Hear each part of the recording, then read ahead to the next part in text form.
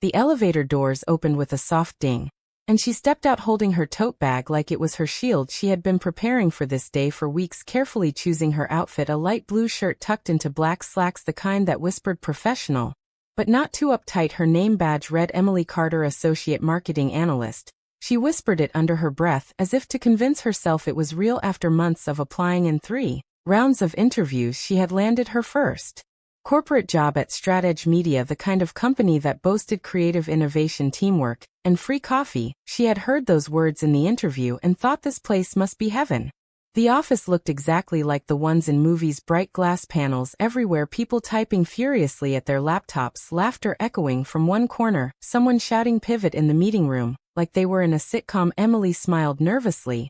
She had imagined her first day as glamorous, maybe even life-changing. But right now she mostly felt like a freshman lost in a graduate seminar. She stood at the reception clutching her welcome kit like a survival pack until HR appeared with a too-wide smile. "Welcome to the family," Emily said, the HR rep, a woman in her 40s with perfectly straight hair, and the energy of someone who had said that line at least 20 times already. "You'll be shadowing our senior manager today. His name's Rick. He'll show you around." Rick turned out to be a man in his late 30s, sharp suit, slick hair, and the kind of confidence that didn't come from talent, but from years of being the loudest voice in the room. He greeted her with a smile that was half charm, half something else she couldn't place yet, maybe arrogance, maybe amusement. "So this is the new star of the marketing team," he said with a grin. "You sure HR didn't pull you straight from college?" Emily laughed, nervously unsure whether to take it as a compliment or not. She decided to pretend it was one. Rick led her around, introducing her to people who waved distractedly while juggling meetings, calls, and caffeine. He cracked jokes that made others laugh a little too hard, especially the interns. He told her stories of big campaigns and late nights where he saved the day with a last-minute idea. He loved telling those stories. She noticed he loved being the hero. By lunchtime, Emily already had 2 Slack messages from people warning her jokingly to stay on Rick's good side. She wasn't sure what that meant, but she brushed it off. Maybe he was just intense. Everyone had that one loud boss, right? At lunch, the team went to a nearby cafe. Rick insisted on paying for everyone, saying he believed in team spirit. He asked Emily to sit next to him and started sharing stories about his early days. He made fun of the intern who spilled coffee and the designer who used too many emojis. Everyone laughed, even Emily, though she felt uneasy. It was like the laughter was the price of fitting in. When they returned to the office, Rick stopped by her desk, leaned in close enough that she could smell his cologne, and whispered, "Welcome to the team, rookie. We're gonna make a killer duo." Before walking away, she stared at her screen, pretending to focus, but her stomach felt strange, not terrified, not angry, just uncertain. The next few days passed in a blur of meetings, reports, and coffee. Rick's comments became more personal, complimenting her dress, her smile, her voice, sometimes in front of others, sometimes when they were alone. He had a way of making it sound like casual banter, and she wasn't sure if she was overreacting. Maybe this was just how corporate people talked. Maybe she needed to toughen up. Forced a thank you, gathered her things, and rushed to the elevator. Her reflection in the mirrored wall looked small, like she was fading into the background noise of ambition. That night she couldn't sleep. She replayed every moment, trying to decide if she was imagining things or if something was really wrong. She opened her laptop, searched workplace boundaries, but most articles talked in polite HR language that made her feel even smaller. The next morning, she put on her blazer like armor and told herself maybe today would be normal. But it wasn't. Rick called her to his office to discuss her presentation. He praised her again, but this time his hand lingered on her shoulder. She froze. He said, "Relax, I'm just proud of you." She laughed awkwardly, because what else could she do? He smiled like he had won something. At lunch she sat alone, scrolling through her phone, pretending to be busy. She saw a poster near the break room about company ethics policies and anonymous reporting. She wondered if anyone actually used that number. Later that day she met one of the senior women from the analytics team, Sarah, who was known for her sharp wit and zero tolerance for nonsense. Sarah joked about how this company ran on caffeine and ego, but then she looked at Emily and said softly, "If Rick ever makes you uncomfortable, you tell me, okay? He's a legend here." But legends fade fast when light hits them the right way. Emily smiled, grateful, but didn't say anything that evening. She walked out of the building feeling heavier than when she walked in, but under that heaviness there was also something else, a spark, maybe the first hint of courage. She didn't know what she would do yet, but she knew she couldn't stay silent forever. And as she stepped into the cold evening air of New York, she whispered to herself, "Tomorrow I speak up, maybe not loud, but at least clear enough to hear myself. The next morning Emily arrived at the office earlier than usual, hoping the quiet would help her breathe again. The fluorescent lights buzzed softly like tired bees, and the hum of air conditioning filled the silence. She made herself a coffee from the machine that sputtered and hissed like it hated mornings too. She smiled at the thought of an appliance being as miserable as she felt. She sat at her desk scrolling through her emails, pretending to be deeply focused as the office slowly came alive with footsteps, voices, and the clack of keyboards. She could sense the rhythm of another day beginning. But today something in her had shifted. She couldn't ignore the discomfort anymore. It followed her like static in the air. Rick arrived 20 minutes late, holding a smoothie and wearing sunglasses indoors. He greeted the room like a celebrity returning from vacation. And everyone laughed because that's what you did when the boss acted ridiculous. He dropped his bag near Emily's desk and said, "Good morning, sunshine. You're early trying to impress me." She gave a polite smile that could have won an Oscar for pretending everything was fine. By noon she had received another series of comments from Rick disguised as jokes about her being too serious or needing to loosen up. Once he even said, "You'd smile more if you weren't so tense. Marketing's supposed to be fun, remember?" She laughed, but her stomach twisted. During lunch she found Sarah again in the cafeteria stirring her salad like she was plotting something. Emily hesitated, then said, "Do you ever feel like people cross lines, but everyone just acts like it's normal?" Sarah looked up slowly, the humor fading from her eyes. She said, "Depends on what kind of lines you're talking about." Emily took a deep breath and said, "The kind that make you want to shrink just so you don't have to exist around them." Sarah leaned back and said, "Rick, huh?" Emily didn't answer, but her silence was enough. Sarah sighed and said, "You're not the first, you probably won't be the last, but you can be the one who doesn't take it quietly." Emily felt a strange mix of fear and relief. Fear because it meant she wasn't imagining things, relief because someone else saw it too. Sarah said, "Look, he's got charm, he's got results, and that makes people look the other way. But HR's got a file thicker than his ego. They just need someone brave enough to add a new chapter." Emily half smiled at the joke, but her hands were shaking under the table. Later that day in the meeting room, Rick sat beside her again, too close, his knee brushing hers. As he leaned over her laptop screen she flinched slightly, and he said, "Easy there, I don't bite." Everyone chuckled like it was harmless, but she caught Sarah's eyes from across the table. Sarah didn't laugh. When the meeting ended, Sarah walked past her whispering quietly in her ear, "Document everything." That night Emily went home, opened her laptop, and started typing every incident she could remember. She described the comments, the touches, the tone, the timing. She wrote it all down until her fingers hurt. She felt silly, like she was overreacting. But at the same time her pulse told her this was necessary, this was survival. The next morning Rick stopped by her desk again, this time dropping a printed meme about work stress, saying, "Thought you'd appreciate it, maybe it'll help you chill." She forced a polite laugh, but her voice trembled. He smiled and said, "I like your fire, keep it, but don't let it burn you." She wasn't sure if that was advice or a warning. At lunch the team gathered for a quick brainstorming session in the break area. Someone joked that Rick was the office superhero. "He saves every project," someone else said.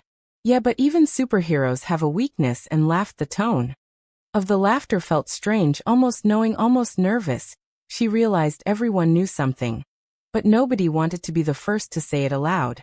Later Sarah invited her to join a group of women for after-work drinks, saying unofficial therapy. Emily almost said no, but then thought maybe she needed it. They went to a cozy bar near the office filled with people unwinding from their 9 to 5 grind. Laughter, music, and clinking glasses filled the air, the kind of background noise that made confessions easier.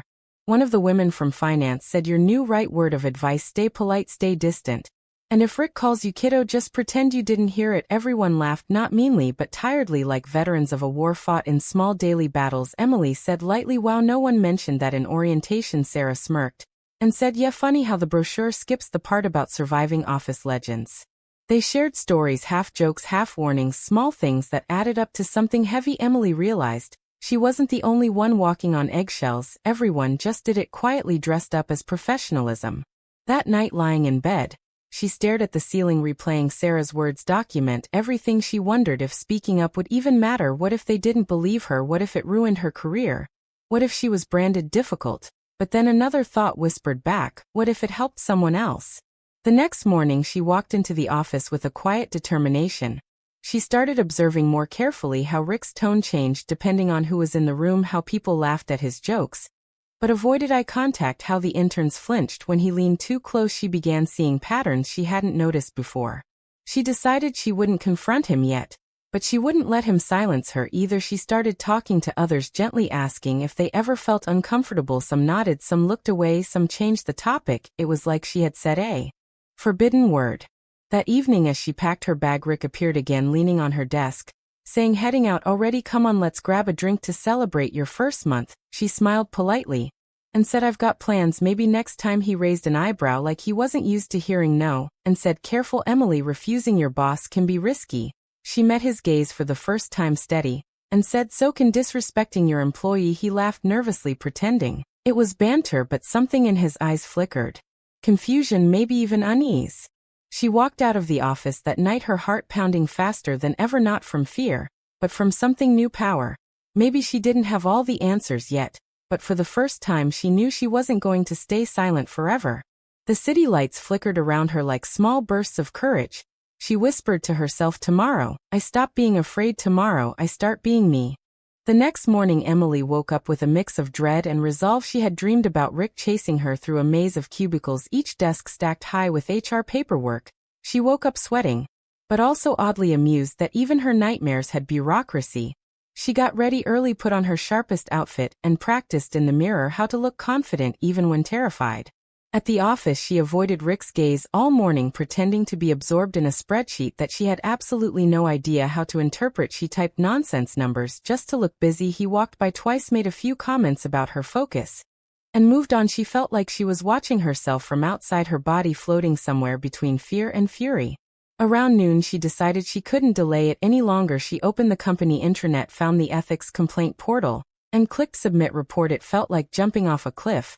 But in corporate font the form asked for details: date, time, nature of incident, and witnesses. She hesitated, wondering if she should name anyone, then remembered Sarah's words, "If you stay quiet, you're helping him stay loud."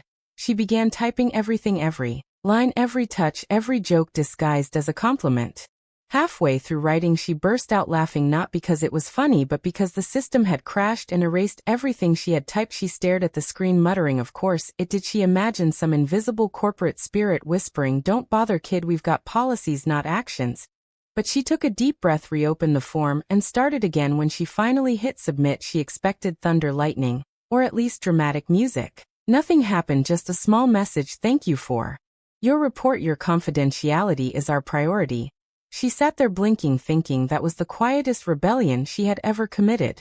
Later that afternoon an HR rep named Michelle emailed her saying, "Can you stop by the conference room at 4? We just want to have a quick chat." She spent the next 3 hours overthinking every possible outcome, from being praised for bravery to being politely escorted out of the building. At 4 she walked in and found Michelle sitting with another HR officer and a notebook.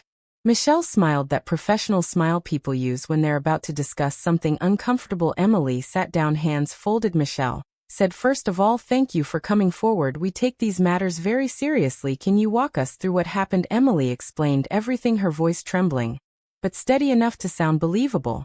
The HR people nodded, taking notes, asking questions like, "How did that make you feel?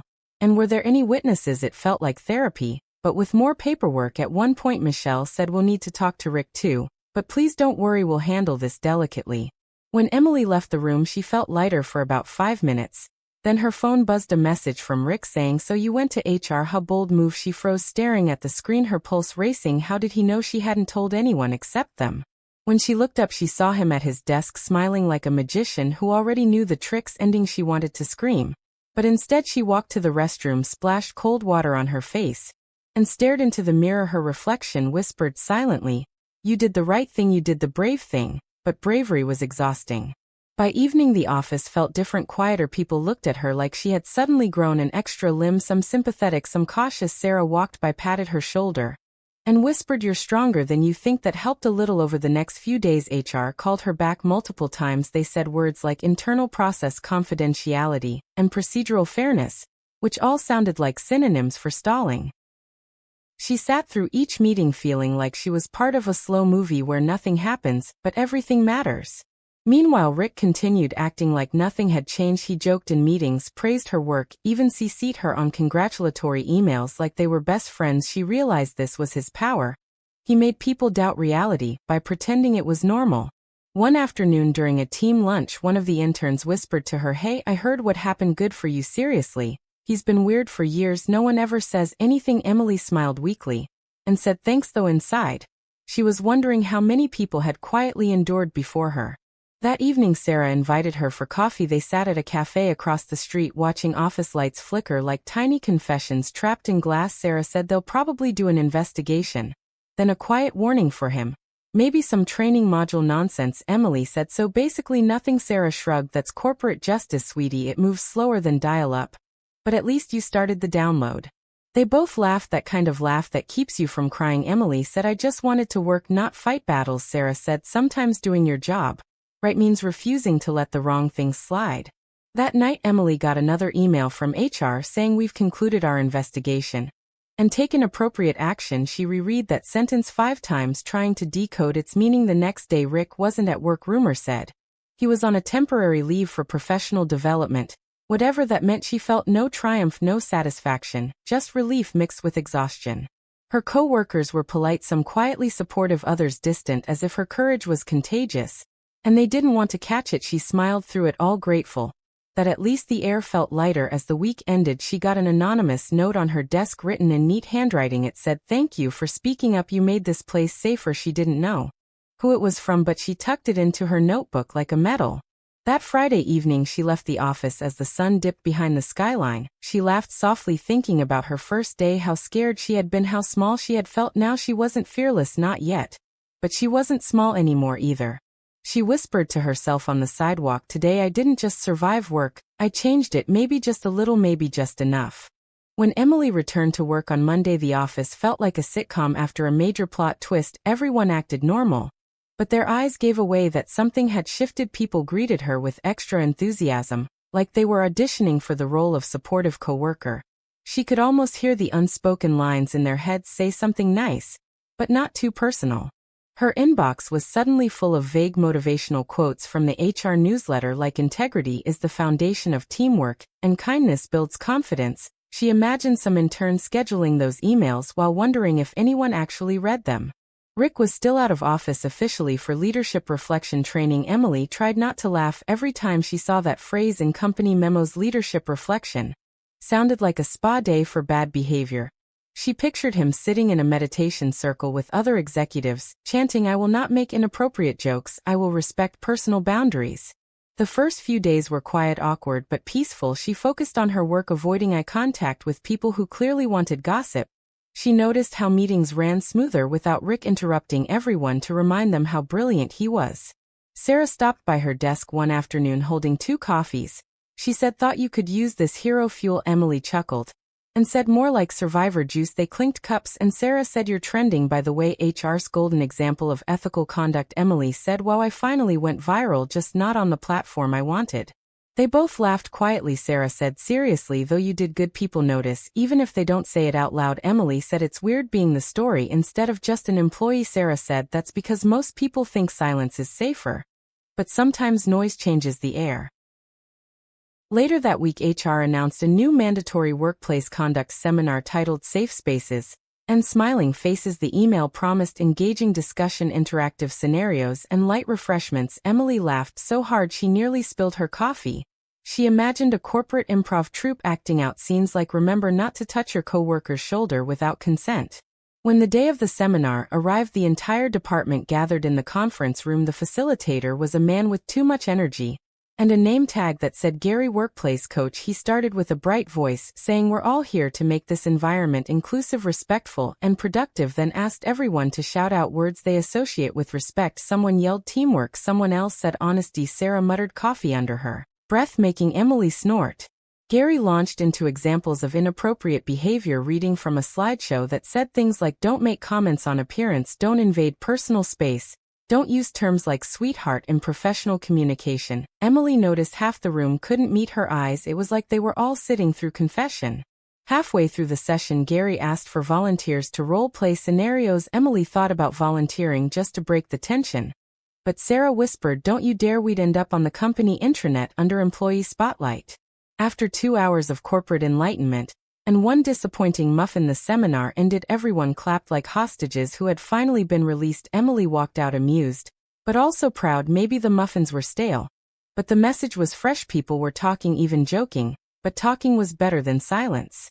Over the next few weeks things slowly normalized. She got new projects and her manager, a woman named Rachel, began involving her in bigger meetings. She noticed how Rachel subtly encouraged open conversations, creating a team culture that felt more human. Emily realized leadership updates useful but always a little too late. Emily said, maybe I'll start a side hustle teaching companies how to act decent. Sarah laughed and said, call it Manners 101 for managers.